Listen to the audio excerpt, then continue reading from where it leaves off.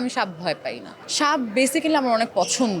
প্রথমেই শুভকামনা জানাচ্ছি এবং ঈদ মোবারক জানাচ্ছি। বনলতা সেন এখন দর্শকের কাছে পৌঁছে গেছে, কেমন রিয়েকশন পাচ্ছেন? আপনাকেও ঈদ মোবারক এবং সেই সাথে বলতে চাই দর্শকদেরকেও ঈদ মোবারক। বনলতা সেন আমাদের আসলে তো যত্নের একটা প্রজেক্ট, এত ভালোবাসার একটা প্রজেক্ট, এত আদরের একটা প্রজেক্ট। ফাইনালি আমরা এই প্রজেক্টটা আসলে দর্শকের কাছে পৌঁছে দিতে পেরেছি। পুরো টিমটাই এটা নিয়েই আমরা আসলে অনেক বেশি এক্সাইটেড এবং সেই সাথে এই ফিল্মটার পেছনের যে মানুষগুলো ছিলেন সেই মানুষগুলোর যে পরিমাণের পরিশ্রম আমরা দেখেছি, না খেয়ে না ঘুমিয়ে শুধু প্রত্যেকটা ক্যারেক্টারকে জীবন্ত করে তোলা, যাতে দর্শকরা ক্যারেক্টারগুলো উপভোগ করতে পারেন, বুঝতে পারেন, তাদের চিন্তা ভাবনাগুলো ধারণ করতে পারেন। সেই নেপথ্যে যে মানুষটা ছিলেন আসলে মাসুদ হাসান উজ্জ্বল, তার কথা না বললেই না। এবং তিনি প্রত্যেকটা জায়গায় আসলে জাস্টিফিকেশনটা করতে পেরেছেন বলে আমার মনে হয়। এবং গতকালকে আমরা যখন প্রথম শোটা দেখলাম, অডিয়েন্সদের কথা শুনলাম, তাদের রিয়াকশন দেখলাম, এবং সেই জায়গা থেকে মনে হয়েছে যে হ্যাঁ, আমরা যতটুকু চেষ্টা করেছি এত বছর ধরে উজ্জ্বল ভাইয়ের যে চেষ্টাটা, সেটা ফাইনালি আসলে আমরা দর্শকের কাছে পৌঁছে দিতে পেরেছি। এটাই এখন আসলে আমাদের কাছে অনেক বড় পাওয়া। তো এখন দর্শক বলবেন যে কেমন হয়েছে। স্যান্ডেলিনা সো, রূপচর্চায় আভিজাত্য। আপু, এই যে আপনি বলছিলেন চরিত্রকে জীবন্ত করতে উজ্জ্বল ভাই কতটা পরিশ্রম করেছে, এইখানে তো আসলে আমরা বাস্তবের সঙ্গে রূপক অনেক কিছু দেখতে পাচ্ছি। বিশেষ করে আমি আপনার পোস্টারটা নিয়ে একটু বলতে চাই। এখানে আপনাকে যেভাবে আমরা দেখছি এবং যতটা ভয়ঙ্কর রূপে আমরা দেখছি, বিশেষ করে এই ধরনের একটা পরিস্থিতি যদি আপনাকে বাস্তবেই করতে দেয়া হতো, তাহলে আসলে আপনার আসলে কি মনে হয়েছিল যখন পোস্টারটা প্রথম দেখেন?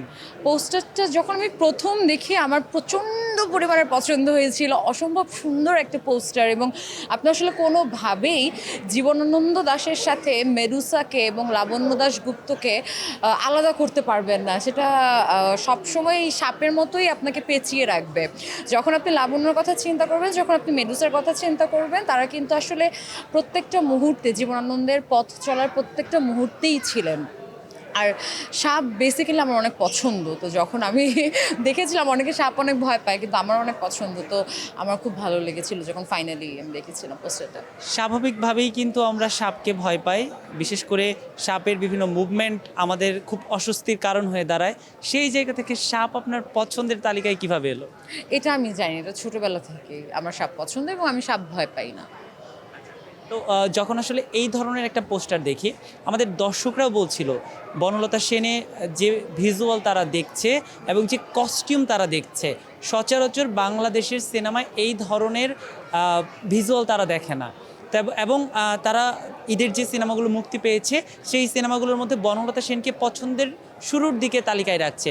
তো এই বিষয়টা যখন আপনারা জানতে পাচ্ছেন এবং এই যে দর্শকের ভালোবাসা আপনারা পাচ্ছেন, এই যে দিনরাত না মানে এত পরিশ্রম করে আপনারা সিনেমাটা নিয়ে এসেছেন, এখন আসলে কি মনে হয় যে প্রত্যাশার কাছাকাছি কি আপনারা যেতে পারছেন? যদিও আজকে দ্বিতীয় দিন, সময়ের সঙ্গে আরও শো বাড়বে, দর্শকের প্রতিক্রিয়া বাড়বে, তারপরেও জানতে চাই এই স্বল্প সময়ে কতটুকু প্রতিক্রিয়া পেলেন? দেখুন, আমি সবসময় বলে এসেছি যে সিনেমা হচ্ছে লার্জার দ্যান লাইফ। আর বনলতা সেনের কথা যদি বলি, এটা একটা আর্ট পিস। তো আর্ট পিস আসলে মানুষের বুঝতেও একটু সময় লাগে, মানুষের কাছে পৌঁছাতেও একটু সময় লাগে। আর ভালো জিনিস আসলে হুট করে আপনি দিয়ে দিলে মানুষ এটা নিতে একটু নাকচ বোধ করে। যেখানে না বা নিষেধটা থাকে, সেখানে কিন্তু মানুষের ইন্টারেস্টটা একটু বেশি গ্রো করে। সো সেই সব বিবেচনা করেই কিন্তু আমরা জানি যে বনলতা সেনটাকে কোন পথ ধরে হাঁটতে হবে। আসলে সাপের মতো মেডুসা হয়ে হাঁটতে হবে নাকি মহিনের মতো ঘোড়া নিয়ে হাঁটতে হবে, সেগুলো কিন্তু আসলেই ব্যাক অফ মাইন্ডে সবার চিন্তাভাবনা ছিল। সো আমার কাছে যেটা মনে হয়, ঈদ তো আসলে একটা আনন্দের সময়, উৎসবের সময়। তো এই সময়টাতে সব ধরনের চর্চাটা আসলে থাকা উচিত। মানে বিনোদনটা, সুস্থ বিনোদন মানেই সহজ বিনোদনই যে আমি দিব, আসলে ব্যাপারটা কিন্তু তা না। বিনোদনের সাথে আমাদের সাহিত্যটাও জড়িয়ে সুন্দর মোড়কে যে উন্মোচন করা যায়, সেটা বনলতা সেন আমার মনে হয় প্রথমবারের মতো করিয়ে দেখেছেন। আর যেহেতু সিনেমা নিয়ে আপনাদের অনেক ব্যস্ততা এবং ঈদের দিন থেকেই আপনারা প্রেক্ষাগৃহে যাচ্ছেন, আপনারা দর্শকের সঙ্গে বসে সিনেমা দেখছেন এবং দর্শকের প্রতিক্রিয়া নিচ্ছেন, তারপরেও ঈদটা তো আমাদের জীবনে বিশেষ একটা সময়। পরিবারকে সময় দেওয়ার একটা সময়। এবারের ঈদটা কেমন কেটেছে আপনার? এবারের ঈদটা সত্যি বলতে আমার বনলতার সাথে কেটেছে। চাঁদ রাত থেকে আমরা ফুল টিম একসাথে। সো ঈদটা আমার মেডুসা হয়ে বলি আর লাবণ্য হয়ে বলি, সেটাই কেটেছে এবার ঈদে। কারণ আমার জন্য এটা খুবই নতুন একটা জার্নি, কারণ ঈদের সিনেমা রিলিজ পাওয়া এটা এমনি একটা প্রেশার। তার মধ্যে এবছর এতগুলো সিনেমা রিলিজ পাচ্ছে একসাথে ঈদে, সো হলের একটা ব্যাপার আছে। তো আমি যেহেতু এই জোনটাতে একদমই নতুন মানুষ, তো সেই জায়গা থেকে পরীক্ষা দিয়েছি, আমার প্রতিদিনই ফলাফল আসছে, ব্যাপারটা হচ্ছে এটা। সো আমি প্রচণ্ড পরিমাণে মানসিক চাপে এই ঈদটা এখন পর্যন্ত কাটাচ্ছি। আমার মনে হয় না আমার পরিবারের মানুষজন এটাতে আসলে মাইন্ড করবেন, কারণ তারাও অনেক বেশি এক্সাইটেড এবং তারাও খুব চাচ্ছেন যে একসাথে বসে সিনেমাটা দেখবো কবে, কিন্তু দেখি টিকিটের জন্য এখন দেখা হয়ে উঠছে না, হয়তো উঠবে খুব শীঘ্র। আমরা প্রত্যাশা করব আপনার মানসিক চাপ কেটে যাবে দর্শকের ভালোবাসার চাপে, এবং যেহেতু নতুন করে আপনার একটা যাত্রা শুরু হয়েছে, এবং আমরা আশা করব আপনার কাছ থেকে এইরকমই আমরা দারুণ দারুণ চমক সামনেও পাবো। যে ভালোবাসার দর্শকের জন্য কাজ করা, সেই ভালোবাসার দর্শকের উদ্দেশ্যে কি বলতে চাইবেন? দর্শকদের জন্য একটা কথাই বলতে চাই যে সহজ বিনোদন, সুস্থ বিনোদন কিন্তু খুব সহজেই হয়তো আমরা দেখতে পারি। অনেক ধরনের কন্টেন্ট এখন আসছে দেশে, অনেক ধরনের কাজ হচ্ছে।